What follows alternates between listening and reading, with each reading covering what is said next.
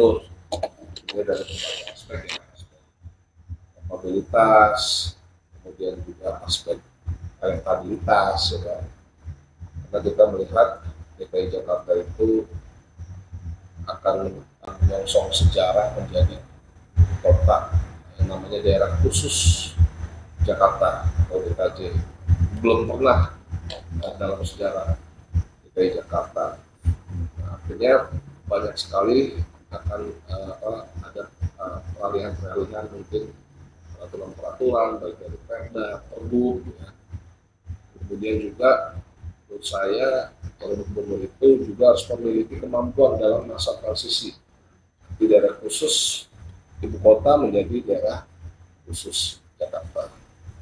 Jadi hal-hal ini yang menurut saya para elit partai sedang membahas bersama berdasar musyawarah.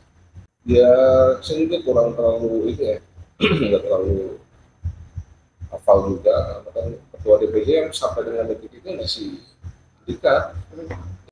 Ya kalau jurnalis memiliki persepsi seperti itu ya wajar-wajar saja ya, karena tadi saya katakan bahwa dalam hal menentukan calon gubernur dari Gerindra ini tidak lepas daripada koalisi Indonesia Maju sampai dengan detik ini.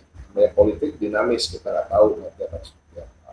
Jadi yang pertama, yang kedua dari ini ya dari sejarah gubernur-gubernur DKI Jakarta itu banyak atau kebanyakan dari mereka itu memiliki misi juga untuk menjadi calon presiden ke depannya. Nah ini yang menurut saya kita sebagai warga Jakarta, kalau saya pribadi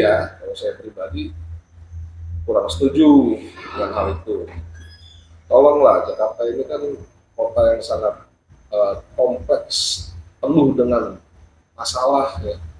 Kita butuh gubernur beneran, bukan gubernur yang mencari panggung untuk menjadi calon presiden nanti ke depan. Salah, kita harus tolak itu.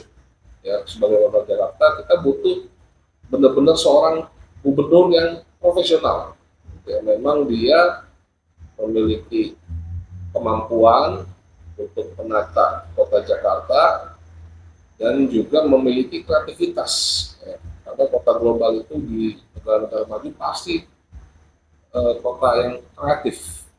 Kita di DKI Jakarta ini sebenarnya banyak sekali masyarakat kita yang kreatif, namun kalau pemimpinnya nggak kreatif ya tidak ada jalan untuk masyarakat kita berkreasi untuk kotanya.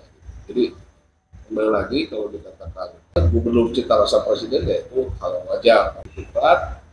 Kemudian juga dalam berkoalisi ya kita juga memang tidak lepas dari koalisi pilpres.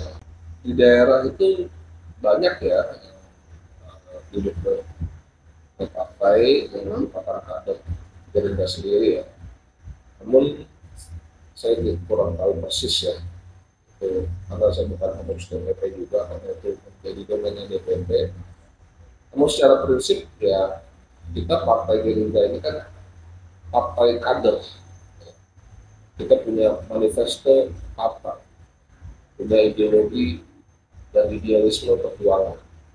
Jadi sudah semestinya kalau bicara partai politik harusnya kader-kader Gerindra sendiri yang didorong untuk menjadi calon-calon pemimpin di daerah di seluruh Indonesia. Namun kembali lagi Indonesia ini terdiri dari banyak partai dan setiap wilayah atau provinsi itu memiliki perbedaan atau kearifan masing-masing. Ada juga calon-calon yang kuat di satu daerah yang kebetulan bukan dari kader partai Gerindra, ya tidak masalah juga bagi kita partai Gerindra mengusung kandidat dari partai lain atau bisa saja non partai yang profesional.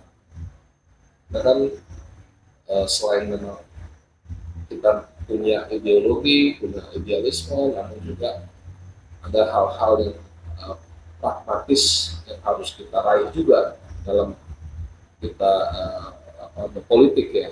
Politik itu Ya salah satu tujuannya ya kita meraih kekuasaan dengan jalan demokrasi.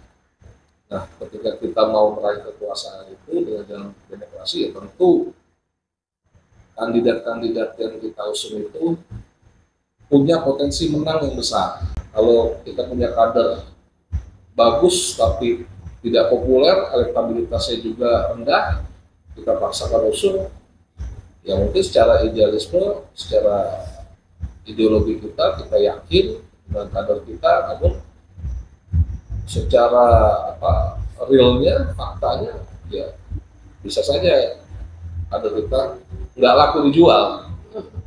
Jadi ya kembali lagi kita harus mencari cara yang supaya kita bisa menang, kita bisa semakin memperkuat kekuasaan kita di Indonesia, tentu dengan cita-cita dari Pak Prabowo, ya cita-cita tulus beliau bahwa kekuasaan itu ketika kita raih, kita akan gunakan kekuasaan itu sebesar-besarnya untuk kepentingan rakyat. Dan itu jalannya memperoleh kekuasaan dengan kalkulasi-kalkulasi yang matang.